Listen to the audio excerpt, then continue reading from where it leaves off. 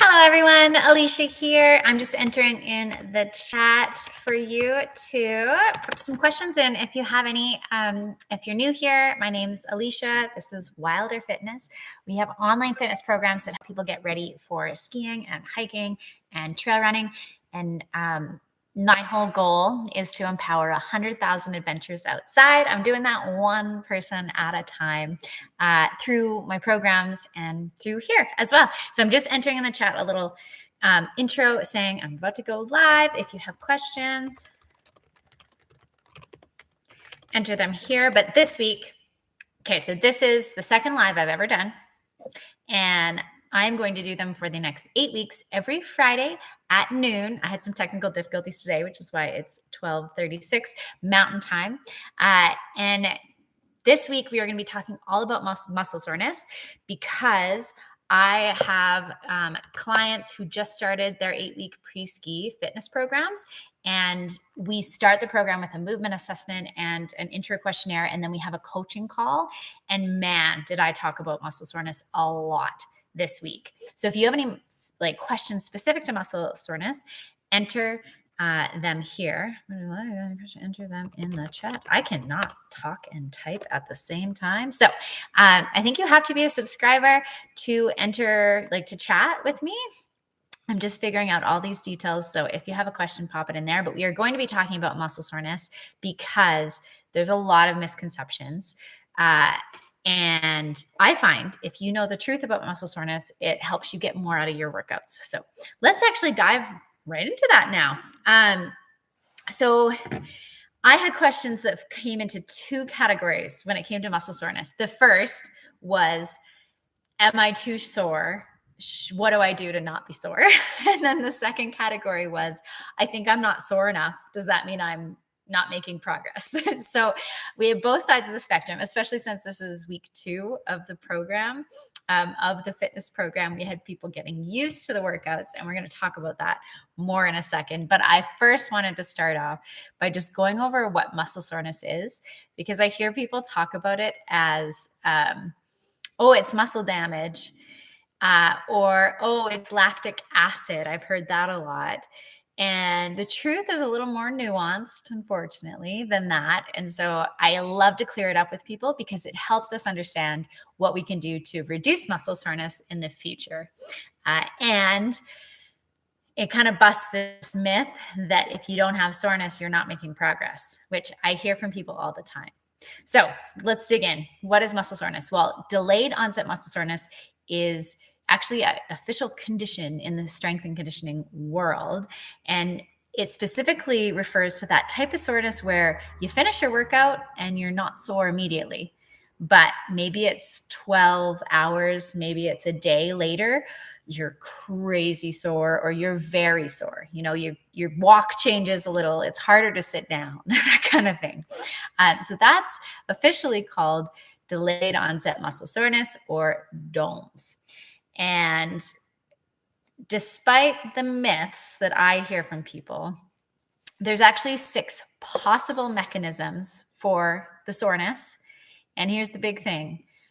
We do not know exactly what causes it. So there is no one who says this is the exact reason that you are feeling sore. And so if someone says that to you, just know that the research we have right now in the strength and conditioning world has not nailed down that it is exactly one thing. There's 6 possible mechanisms that are recognized right now. And I'm going to very quickly go through them because I feel like this is probably the geeky or boring side of things. So let's very quickly go through what those things are. And if you have a question along the way, pop it in the chat because I want to hear from you. So the first is muscle spasms to protect the muscle. So we've done some muscle damage. We'll talk more about muscle damage in a second, but we've done some muscle damage and now our muscles are like, no, I want to make sure I don't hurt myself anymore. Little muscle spasm happening.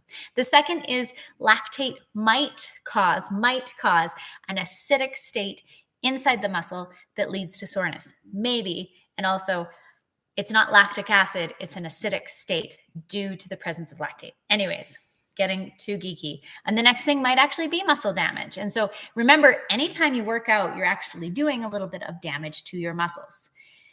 Not a bad thing, right? Because if we didn't do any damage to our muscles, our body wouldn't rebuild us stronger. So it's okay to have that in the gym. The next thing might be inflammation because of one of those previous things. So when inflammation has gotten a bad rap lately, but remember, inflammation is a part of the healing process. Your body's saying, hey, we got to put fluid, we got to put nutrients, we got to get rid of some other stuff. And so there's going to be an influx of water, of things to your muscle. And that is a process of inflammation. So never think that inflammation is always bad. It is a part of the healing process, but it might be one of the mechanisms causing muscle soreness. The next is an influx of enzymes. And again, this is because your body is rebuilding you stronger. And so you might get some enzymes going to that area, and that might be a cause of muscle damage. Muscle soreness. The last thing that it might be, and this actually was interesting because when I was reading a little bit of research to get ready for this call, I saw that connective tissue, so some of those soft tissues surrounding your muscle, they might actually be a little damaged, and that might cause the soreness that you're feeling. So the important thing to remember about that, again, that damage is okay. When we work out, we're causing little micro tears. Our body rebuilds us up stronger. But I've actually seen, and this was this morning when I was getting ready for this call, I saw that there's some researchers proposing that we change the name. Instead of calling it delayed onset muscle soreness, we might instead call it delayed onset soft tissue soreness, because it might actually be that connective tissue more so than the muscle that's sending signals to your brain saying, oh, don't move that way. Oh, slow down. Oh, don't squat today. I need to recover. So that was really neat. And that ties into some of the ways that we can reduce muscle soreness, because I'll talk about this first. We're going to talk in a minute about how to reduce muscle soreness if you have it right now. But in week 2 of our ski program or week 3, you might find that you're not as sore as week 1. And that does not mean you're not making progress. It just means that your body is no longer putting up the alarms because we did something a bit harder or we're exposing ourselves to something new. They've seen that muscle soreness happens more if it's a novel activity. So it's something you haven't done in a while. And if there's lots of eccentric or muscle lengthening movements. So for instance, let's just use the biceps as an example. This is muscle shortening. This is getting shorter. This is muscle lengthening. We also call that eccentric movement. So in the ski program, I'm getting you to move down slowly into some of these positions. And that has been shown to be linked to soreness, especially if you haven't done it in a while. So all of that ties into some ways that we can reduce it. But just remember, just because you're not sore, it doesn't mean you didn't do some damage, some micro tears to your muscle. It doesn't mean you're not going to get stronger. It just means that you can do your workout and the next day you can still walk down the stairs. So it is a good thing. It's a good thing. That being said, if we want to reduce soreness, there's a few things that have been shown and research backed to reduce soreness, because there is a lot of people that want to sell you a lot of different things to reduce muscle soreness. And most of the things I'm going to talk about here are not things that you have to pay a lot of money for. So the first thing you can do, and the thing that I try and do in my programs, is if you ramp up slowly in your workout intensity, duration, training load, you're going to get less DOMS, less delayed onset muscle soreness. And that's probably because we are just not overwhelming the system with something really novel and really aggressive. So ramping up slowly is really important. That's why week 2 of the program, week 3 of the program, we're increasing the sets and reps that we do, because we've introduced those movements already. And despite the fact that technically workouts in week 2 and 3 are harder, you're not going to be as sore. The next thing that they've seen, and there's been a fair bit of research on in the last 10 years, is foam rolling. And so that's whenever you see someone like flailing around on a roller. I have a bunch of different options for foam rollers in here. There's softer ones, there's harder ones. Couple key findings for those, which is really neat. And the first is the type of roller doesn't seem to have an impact. So everyone who's hawking foam rollers will tell you that theirs is the best. And all the research I've seen, it's the same if you're using a tennis ball, or you're using a lacrosse ball, or you're using a $80 specially designed ball to foam roll, or if you're using, basically what they've found is you want to go within your pain tolerance when it comes to rolling, and you want to be foam rolling each muscle or area for 120 seconds seems to be the threshold. So try and hit, your quads for 2 minutes. Don't think that you have to hang out on that foam roller for half an hour. 2 minutes is sufficient to reduce muscle soreness and restore some function. The second thing, if you are sore, gentle activity is going to help you recover, but doing really hard activity is not. I know, shocking. This one it really aligns with common sense, right? With some people I was talking to last week, we decided to do a mobility session instead of a workout. And that just allows their body to repair, recover, and rebuild them stronger before we ask them for something else from their body and from, do another workout. This was a weird one that I saw in the research this morning. So a very odd one that I'm going to look into more. But apparently massage, and this was done in a clinical trial, massage with lime essential oil caused more recovery, so a reduction in muscle soreness above and beyond massage on its own.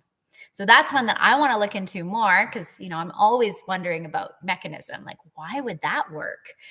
But I'm going to look into it more on my end, and it might be something that you can give a try to. The last one that there's research on is painkillers. Painkillers can reduce muscle soreness. Now, the big caveat is that some of these painkillers have side effects, and you need to know what they are and decide if that's worth it for you.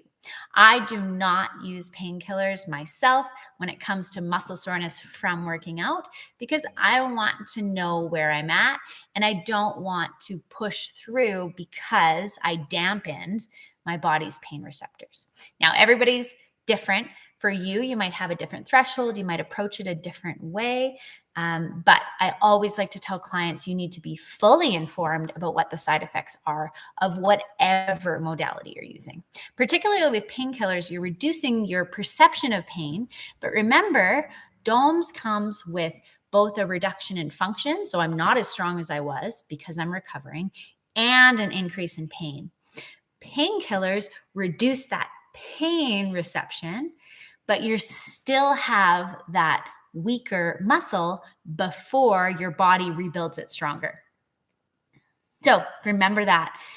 The big takeaways for today, because I only have a minute left here, are you're going to be sore if you do something novel, something new to your body, and especially if it has lots of eccentric or muscle lengthening.